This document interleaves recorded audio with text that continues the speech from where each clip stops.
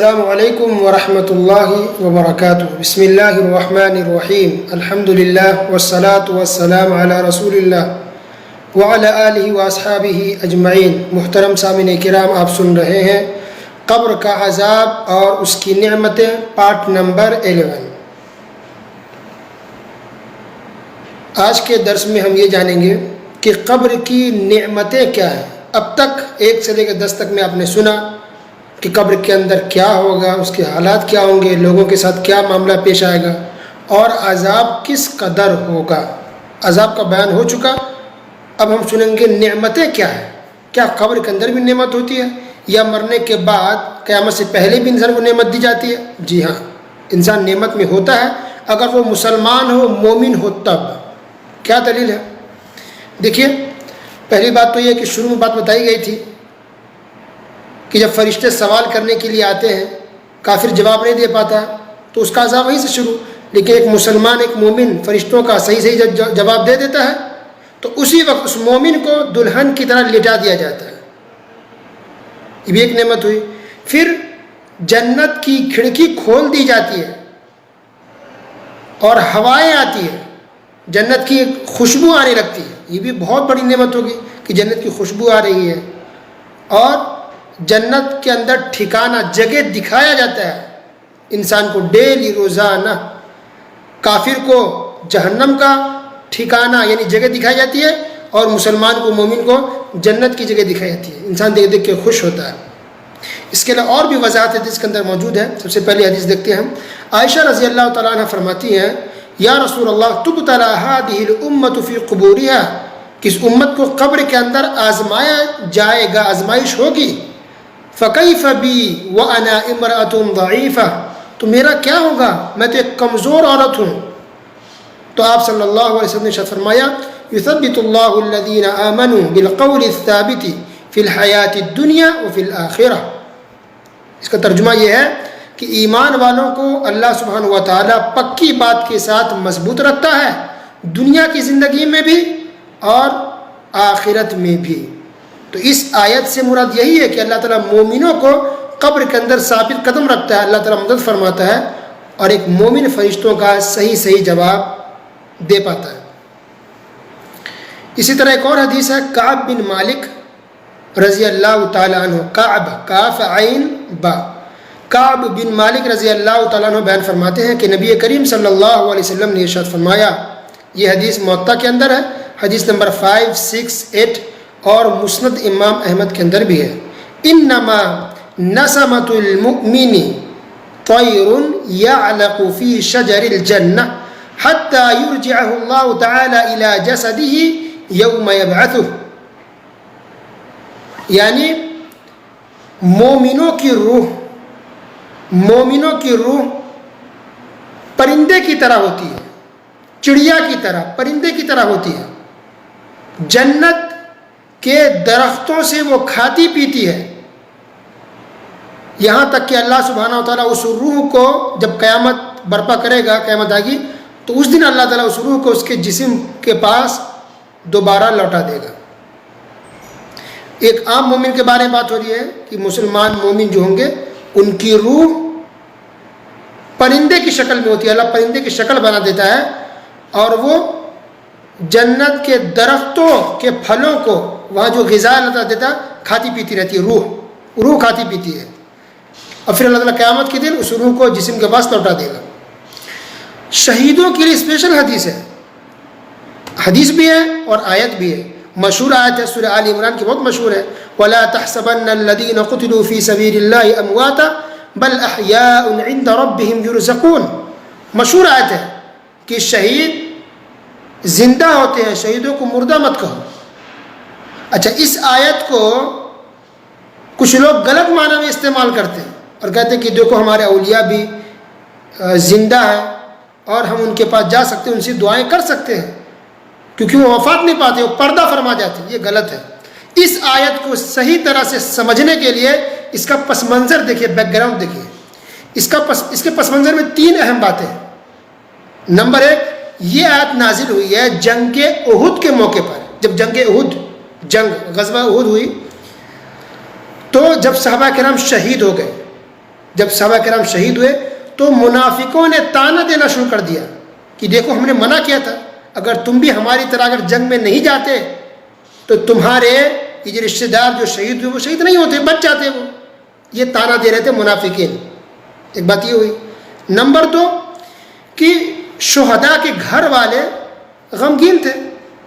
شہید ہونے کا تو خوشی تھی کہ چلو اللہ کے نام میں شہید ہوئے، لیکن ایک انسان ہے نا، کسی کے شوہر کا انتقال ہو، کسی کے باپ کا، کسی کے بھائی کا، کسی کے چچا کا، تو ایک انسان ہونے کا دکھ غم ہوتا ہے بچھڑ جانے کا، دنیا سے چلے جانے کا. تو یہ غم تھا. اور تیسری بات یہ تھی کہ یہ شہید جو جنگ میں شہید ہوئے تھے صحابہ کرام، یہ اللہ تعالیٰ کے بہت خوش تھے، بہت اچھی نعمت میں تھے. تو وہ شہید یہ چاہ رہے تھے کہ ان کی اس خوشی کو، یہ اچھی زندگی گزارے بہت آرام سے اللہ کے پاس، اس خبر کو ہمارے گھر والوں تک کون پہنچا دے گا. یہ ان کی فرمائش تھی شہیدوں کی کہ ہمارے گھر والوں تک کون پہنچا دے گا. تب اللہ سبحانہ و تعالیٰ نے کہا کہ ٹھیک ہے، تمہاری اس خبر کو، تمہارے حالات کے بارے میں کہ تم اچھی کنڈیشن میں ہو، میں پہنچا دوں گا. تب اللہ سبحانہ و تعالیٰ نے یہ آیت نازل فرمائی. اب دیکھیں کتنا آسان ہو گیا سمجھنا. اللہ نے کیا کہا؟ وَلَا تَحْسَبَنَّ الَّذِينَ قُتِلُوا فِي سَبِيلِ اللَّهِ أَمْوَاتًا بَلْ أَحْيَاءٌ عِندَ رَبِّهِمْ يُرْزَقُونَ. کہ تم لوگ ان لوگوں کو جو اللہ کی راہ میں شہید ہو گئے مردہ مت سمجھو، وہ تو زندہ ہے، اللہ کے پاس انہیں رزق دیا جا رہا ہے. فرحین بما آتاہم اللہ من فضلہ ویستبشرون بالذین لم یلحقوا بہم من خلفہم الا خوف علیہم ولا هم یحزنون. اللہ تعالیٰ اپنے فضل جو انہیں دے رکھا ہے اس سے بہت خوش ہے اور خوشیاں منا رہے ہیں ان لوگوں کی بابت، یعنی ان لوگوں کے بارے میں جو اب تک ان سے نہیں ملے، ان کے پیچھے اس پر کہ انہیں نہ کوئی خوف ہے اور نہ وہ غمگین ہوں گے. تو جو جنگ احد میں جو صحابہ کرام شہید ہو گئے تھے وہ تو خوش ہیں ہی، اور خوش ہونے کے ساتھ یہ خوشی بھی منا رہے ہیں کہ ان کے بعد آنے والے جو ان کے ساتھی دیگر ہیں جو بعد میں شہید ہونے والے ہیں وہ خوشیاں منا رہے ہیں کہ وہ خوش نصیب ہوں گے وہ لوگ جو اللہ کی راہ میں شہید ہو جائیں. تو اس آیت سے ایک تو اللہ نے جو وعدہ کیا کہ شہید کے بارے میں ان کے گھر والوں کو، مسلمانوں کو بتا دیا جائے کہ وہ لوگ خوش ہیں، یہ خبر پہنچ گئی، کیونکہ یہ خبر اللہ کے علاوہ کوئی بھی نہیں دے سکتا تھا. دوسری بات کہ منافقین جو طعنہ دے رہے تھے کہ اگر تمہارے گھر والے نہیں جاتے جنگ میں تو بچ جاتے، دیکھو مارے گئے کیونکہ وہ ہماری بات نہیں مانے، تو ان کو جواب مل گیا کہ وفات پا گئے تو وہ کوئی برا نہیں ہوا ان کے ساتھ، گھاٹے کا سودا نہیں ہوا ہے، بلکہ الحمدللہ وہ لوگ خوش ہیں، خوش ہیں، اللہ کی نعمتیں انہیں مل رہی ہے، بلکہ ایک طرح سے زندہ ہے وہ اللہ کے یہاں، زندہ ہے. وفات پائیں دنیا کے حساب سے، اللہ کے یہاں زندہ ہے وہ. تمہیں لگ رہا ہے کہ مردہ ہو گئے، وفات پا گئے، اللہ کے تو زندہ ہے. اور تیسرا یہ جواب دینا تھا تاکہ تسلی ہو ان کے گھر والوں کو، ان کی فیملی کو کہ غمگین نہ ہو، وہ ہمارے پاس زندہ ہے، انہیں نعمتیں مل رہی ہیں، اللہ کا رزق مل رہا ہے، انہیں کھا پی رہے ہیں، آرام سے ہیں، آپ لوگوں کو فکر کرنے کی کوئی ضرورت نہیں ہے. تو یہ پس منظر اس آیت کا. تو یہاں کہا گیا کہ مردہ نہیں ہے، تو مردہ نہیں اس حساب سے کہا گیا کہ مرنے کے بعد اللہ تعالیٰ نے زندہ کر دیا، وہاں زندہ ہے وہ اچھی حالت میں. ورنہ دنیا کے حساب سے تو ہر انسان کو وفات پانا ہے، اور جو بھی شہید ہو تو وفات پا ہی جاتے ہیں، تو دنیا سے ان کا کنیکشن تو ٹوٹ ہی گیا. تبھی تو وہ اپنے گھر والے کو نہیں بتا پا رہے تھے اور اللہ نے ان کے بارے میں بتایا. اچھا، عبداللہ بن مسعود رضی اللہ تعالیٰ عنہ نے اس آیت کے بارے میں سورہ آل عمران آیت نمبر 169 سے 170، یہی آیت وَلَا تَحْسَبَنَّ الَّذِينَ قُتِلُوا فِي سَبِيلِ اللَّهِ أَمْوَاتًا، کہ جو لوگ اللہ کے راہ میں شہید ہو جاتے ہیں ان کو تم مردہ مت سمجھو بلکہ وہ زندہ ہے، اللہ کے پاس انہیں رزق دیا جا رہا ہے. تو عبداللہ بن مسعود رضی اللہ عنہ نے کہا کہ میں نے اس آیت کے بارے میں رسول اللہ صلی اللہ علیہ وسلم سے پوچھا کہ اس آیت کا کیا مطلب ہے کہ وہ زندہ ہے، رزق مل رہا ہے، کیا مطلب ہے؟ تو انہوں نے کہا کہ رسول اللہ صلی اللہ علیہ وسلم نے اس آیت کا مطلب سمجھایا. حدیث دیکھیں صحیح مسلم کتاب الامارہ حدیث نمبر 1887، سنن ترمذی حدیث نمبر 3011، اور سنن ابن ماجہ کتاب الجہاد حدیث نمبر 2801. آپ صلی اللہ علیہ وسلم نے ارشاد فرمایا کہ ان شہداؤں کی، جو شہید اللہ کی راہ میں ہوتے ہیں، ان کی روحیں سبز یعنی گرین ہرے پرندے کی طرح ہو جاتی ہے جو جنت میں تسرح فی الجنت فی ایہا شاءت، جنت میں جہاں چاہتی ہے روحیں چلتی پھرتی رہتی ہے، گھومتی رہتی ہے، سیر کرتی رہتی ہے. اللہ اکبر.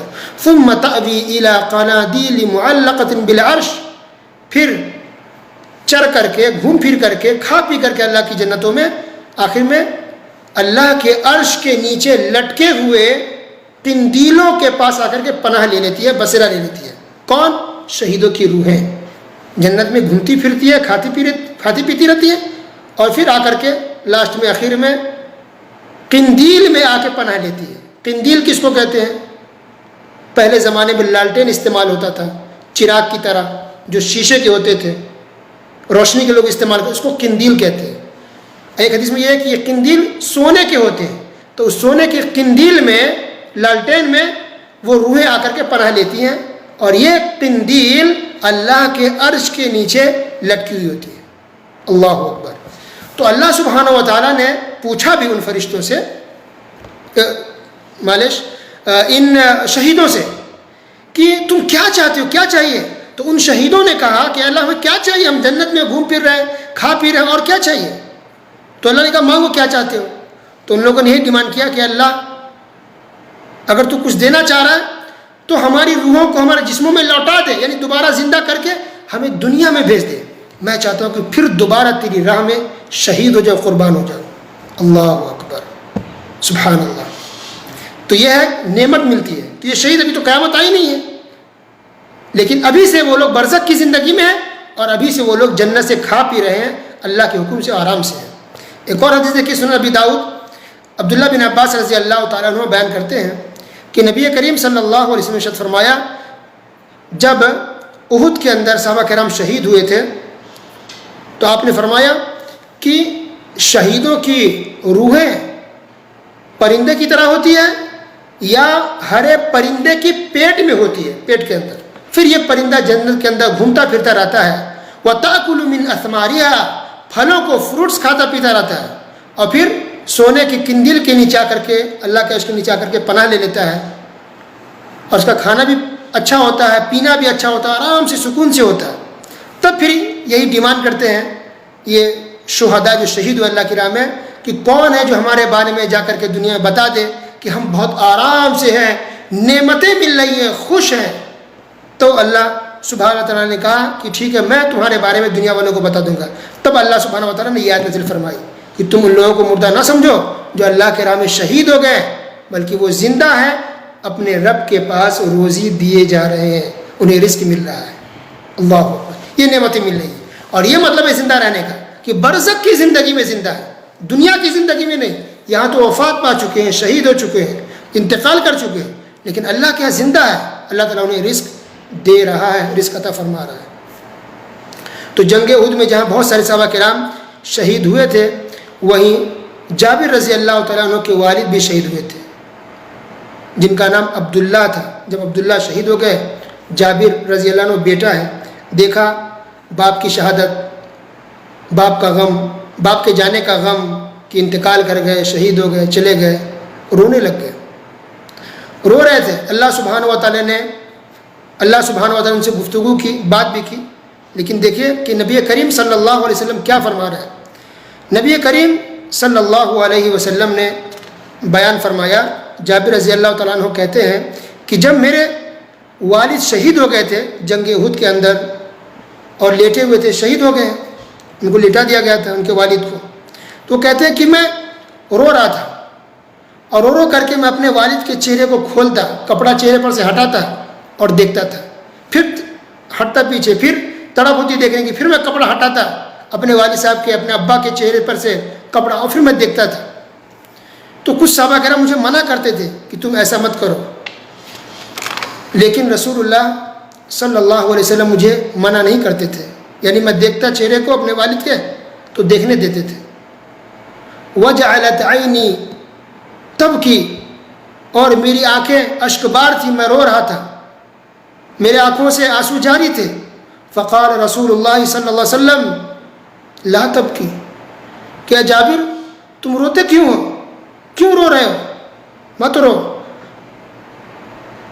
فرشتے تمہارے ابا کے اوپر اپنے پروں سے سایہ کیے ہوئے ہیں، اور اس وقت تک فرشتے اپنے پروں سے تمہارے ابا کے اوپر سایہ کیے رہیں گے جب تک کہ ان کو دفن نہیں کر دیا جاتا۔ اللہ اکبر، یعنی سورج کی کرن تمہارے ابا کے اوپر نہیں لگ رہی ہے، دھوپ بھی نہیں لگ رہی ہے، فرشتوں نے اپنے پر بچھا دی ہے، اپنے پروں سے سایہ کر لیا ہے، سورج کی دھوپ بھی نہیں لگ پا رہی ہے، مت رو، کیوں روتے ہو؟ اور پھر رسول اللہ صلی اللہ علیہ وسلم نے یہ بھی کہا کہ اللہ سبحانہ و تعالیٰ نے تمہارے ابا کو زندہ کیا ہے اوپر آسمان پر، تو زندہ کیا، فَأَقْعَدَهُ بَيْنَ يَدَيْهِ، اور اپنے سامنے بیٹھایا، وَلَيْسَ بَيْنَهُ وَبَيْنَهُ حِجَابٌ وَلَا رَسُولٌ، اللہ کے درمیان اور تمہارے ابا کے درمیان کوئی پردہ نہیں تھا، کوئی ترجمان نہیں تھا، کوئی ٹرانسلیٹر نہیں تھا، کوئی بھی نہیں تھا، سامنے فیس ٹو فیس رب العالمین ہے اور تمہارے ابا ہیں۔ فقال تعالی، پھر اللہ تعالیٰ نے کہا کہ اے میرے بندے، مانگو کیا مانگتے ہو، مانگو کیا مانگتے ہو، کیا چاہیے، تم جو چاہو گے وہ ملے گا، تم جو ڈیمانڈ کرو گے وہ میں تمہیں عطا کروں گا، مانگو کیا مانگتے ہو۔ تو جابر رضی اللہ تعالیٰ عنہ کے والد عبداللہ بن عمر الانصاری رضی اللہ تعالیٰ عنہ کہنے لگے کہ اے میرے رب، میں چاہتا ہوں بس اتنا کہ مجھے واپس دنیا میں بھیج دیا جائے تاکہ میں پھر دوبارہ تیری خاطر تیرے راہ میں شہید ہو جاؤں، اس کے علاوہ مجھے کچھ نہیں چاہیے۔ اللہ اکبر، مانگا بھی تو کیا کہ دنیا میں واپس بھیج دے اللہ، میں چاہتا ہوں دوبارہ شہید ہو جاؤں، میں اللہ کی راہ تیری راہ میں دوبارہ قربان ہو جاؤں۔ تو اللہ سبحانہ و تعالیٰ نے کہا سبق القضاء منی بأنہم الیہا لا یرجعون، کہ فیصلہ تو ہو چکا ہے، تقدیر لکھی جا چکی ہے، لوح محفوظ میں موجود ہے سب کچھ، تو تقدیر میں لکھا جا چکا ہے یہ فیصلہ، اللہ نے کہا کہ میں نے کر دیا پہلے ہی کہ کوئی بھی مرنے کے بعد دوبارہ دنیا میں نہیں جائے، یہ ہم نے پہلے فیصلہ کر دیا تھا کہ مرنے کے بعد کوئی بھی دنیا میں دوبارہ نہیں جائے، اس لیے تم دوبارہ نہیں جا سکتے۔ اللہ اکبر، تو اس سے پتہ چل رہا ہے کہ کتنی بڑی فضیلت ہے صحابہ کرام کی، کتنی بڑی فضیلت کو اللہ کے راہ میں شہید ہوئے، اللہ نے انہیں زندہ کیا، جنت میں وہ گھوم رہے ہیں، کھا پی رہے ہیں، پھر یہ کہ اللہ نے ڈائریکٹ بات کیا۔ اللہ اکبر، کتنے بدبخت ہیں وہ لوگ جو صحابہ کرام پر انگلی اٹھاتے ہیں، بعض صحابہ کرام کو برا بھلا کہتے ہیں۔ اللہ اکبر، یہ تو ایسے ہی جیسے کوئی انسان آسمان پر تھوکے۔ صحابہ کرام کتنی زیادہ فضیلت کہ جس کو ہم کئی گھنٹوں میں بلکہ کئی دنوں میں بھی بیان نہیں کر سکتے۔ تو اس تمام حدیثوں سے پتہ چل رہا ہے صحابہ کرام کی فضیلت بھی، اور جو اہم ٹاپک ہے، جو اہم بتانا چاہتے ہیں جو بات، وہ یہ کہ اللہ تعالیٰ زندہ کرتا ہے دوبارہ، اور جو مومن ہوتے ہیں، مسلمان ہوتے ہیں، مومن ایمان والے ہوتے ہیں، اللہ تعالیٰ کے یہاں نعمتوں میں ہوتے ہیں، برزخ کی زندگی میں انہیں نعمتیں ملتی ہیں، وہ کھاتے پیتے ہیں، آرام کر رہے ہوتے ہیں، حالانکہ ابھی قیامت نہیں ہوئی ہے۔ تو برزخ کی زندگی مرنے کے بعد سے قیامت تک، اس بیچ کو برزخ کی زندگی کہتے ہیں، اور اسی کو قبر کی زندگی کہتے ہیں۔ تو جو گنہگار ہوگا وہ تو عذاب میں ہوگا، کافر تو ہمیشہ کی پکا عذاب میں ہوگا، لیکن جو گنہگار مسلمان وہ بھی عذاب میں ہوں گے۔ جیسے مثال دیا جائے، جو جھوٹ بولتا ہے جو مسلمان، جھوٹ، اس کے منہ کو کاٹا جائے گا، چیرا جائے گا۔ اسی طرح جو چغلی کرتے ہیں اس کو بھی عذاب ہوگا۔ اسی طرح مرد و عورت جو زناکار بدکار ہیں اس کو بھی سلگتے ہوئے آگ میں، آگ کی بھٹی میں ڈال دیا جائے گا، وہ جلیں گے، چیخیں گے، چلائیں گے، چاہے وہ مرد ہو یا عورت ہو، تنور میں ہوں گے، آگ میں جھلسیں گے، وہ مسلمان ہی ہوں گے۔ اسی طرح سود کھانے والے لوگ کو بھی عذاب دیا جائے گا، لیکن وہیں پہ ایک مومن مسلمان اچھا ہے، دیندار ہے، تو اس کی روحیں جنت میں ہوں گی، سبز گرین پرندوں کے پیٹ میں ہوں گی یا پرندوں کی طرح ہوں گی، اور اللہ کے حکم سے وہ کھائیں گی درخت کے پھلوں کو اور جنت میں گھومیں گی، اور آخر میں آ کر کے اللہ کے عرش کے نیچے جو قندیل ہے وہاں پر آ کر کے وہ بسیرا کرے گی، وہ روحیں آرام کرتی ہیں۔